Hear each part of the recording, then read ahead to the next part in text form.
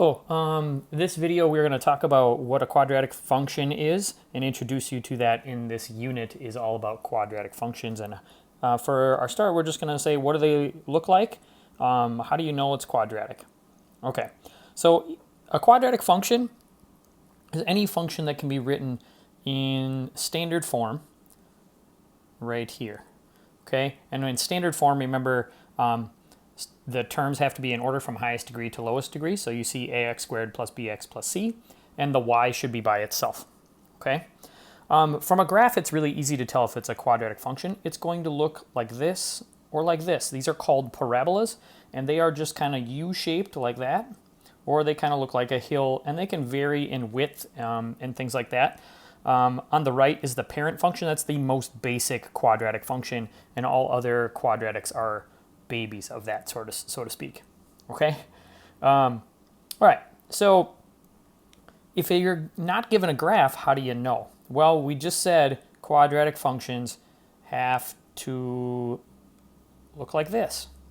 Now, when you are looking at this, a quadratic function must have this term. It has to have the x squared term. It also, that should be the biggest degree that you see. So you shouldn't have x to the fourth or x to the third or x to the seventh, something bigger. The highest degree should be a 2. These two terms here don't have to be there, but they might. But this one right here has to be there, and it also has to be the highest degree. So let's just look at this first one that we have right here. So first thing I notice is it's y equals 7x plus 3. I do not have an x squared term. So right away you can say this is a no. This is not a quadratic function. That's actually a linear function. Notice y equals mx plus b. Okay, and that's it. All right, so the second one, I've got the 10x squared. Is there any degree higher? Nope, I don't have an x to the third or x to the fourth. I don't have the bx term, but that's okay. I have a c term. Remember, these two don't have to be there. This first one does though. So, and it's there. So yes, this is quadratic. Okay. Next one.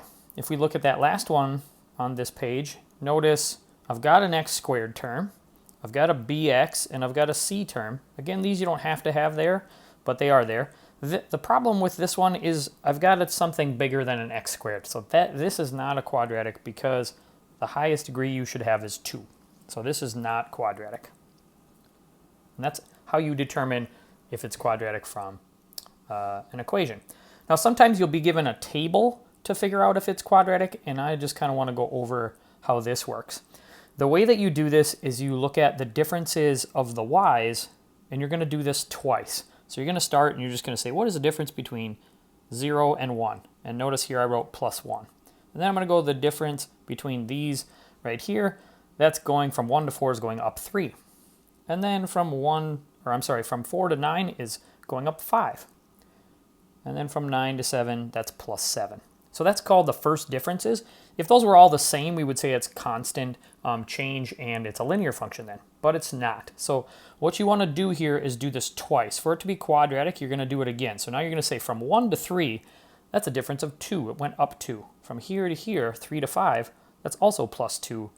And from here to here, 5 to 7, that's plus 2 as well. Since these are all plus 2, the second time I did it, this is quadratic. So this is a quadratic function because the second difference is the same.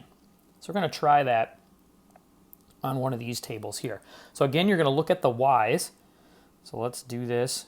And we're just going to say, what's the difference between these two? So this is going up 7. Then we're going from -2 to -1. That's plus 1. And then we're going from -1 to 0. That's plus 1. And then from 0 to 7 is plus 7. Okay, so now with quadratic functions, you have to do this twice. So now I'm going to say, if I go from 7 to 1, I just lost 6. Okay, from here to here, that stayed the same. And then from here to here, that's plus 6. Now you'll notice these are not the same. In order for this to be quadratic, the second time you do it should be all the same. So is this quadratic? No. Okay. All right, so let's take a look at this one. Oops. Let's go maybe to a different color. All right, from here to here, we take a look at that. We see that's going up 6. Oh. Let's try that again. Need a plus sign in there. Okay, there we go. And then from here to here, that's going up 10.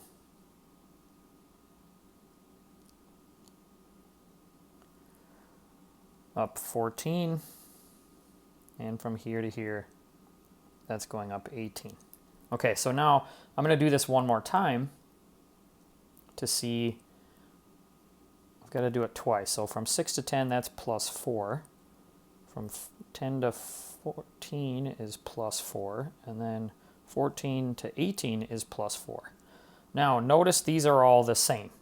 Because the second time you do this, called second differences, they are the same, you can say that this is quadratic then. So yes, that's quadratic. Okay? So that's how you determine it if it's in a table. Okay, the last thing I want to talk about is how do you know if a parabola is going to open up or down? And by looking at the equation. So here would be the equation. So a parabola will open up. And when we say that, we mean open up like this. This is called concave up.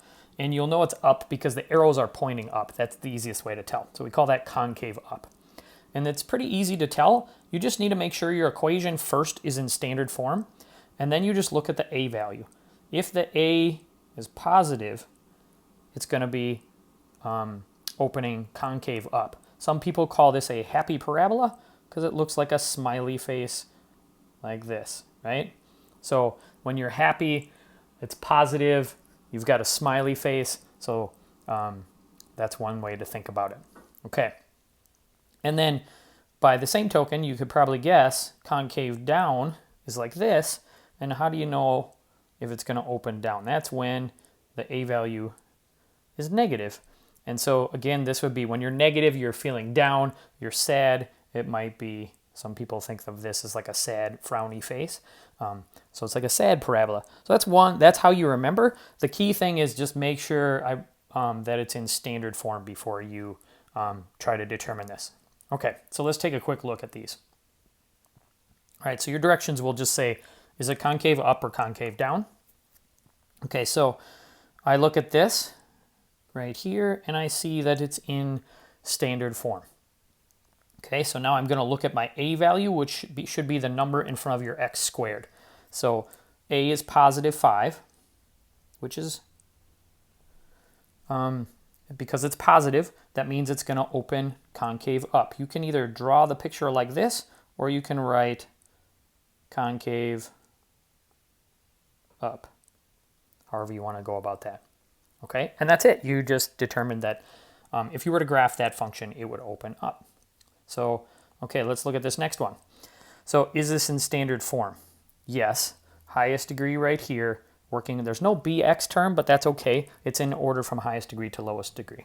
And here, the a is -2, which means this is a sad parabola. It opens down like that. And again, you can draw that picture, or you can write concave down, however you want to go about it. Okay, last two here, and then we're all done. Just look at this. So is this in standard form? No, it's not. I just need to rearrange these so that they're in order. So I got the -3x squared plus 7x. Now I want to look here. That's my a value. And because a is -3, this, negative, there we go, -3, this is a sad parabola. It's concave down. Okay. All right, last problem, a little bit extra on this one. So this is not in standard form either. Notice the y is not by itself. All the other ones say y equals. So in order to do this problem, we just need to get this -10x to the other side.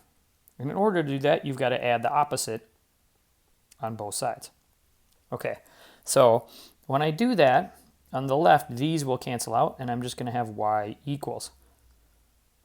Now on the right, when I add 10x squared, there's nothing to add it to because there's no other like terms. So we're going to just put these in order. So the first one would be positive 10x squared, then 6x, then 10. Okay, now it's in standard form. And you're going to look at your x squared term. The number in front of that is 10. So because a is 10, it's positive, so this one is concave up. And that's all there is to it. Okay, so I hope you now know how to figure out what a quadratic function is from a graph and from its equation, and also how to determine whether they open up or down. All right, good luck on your assignment. See ya.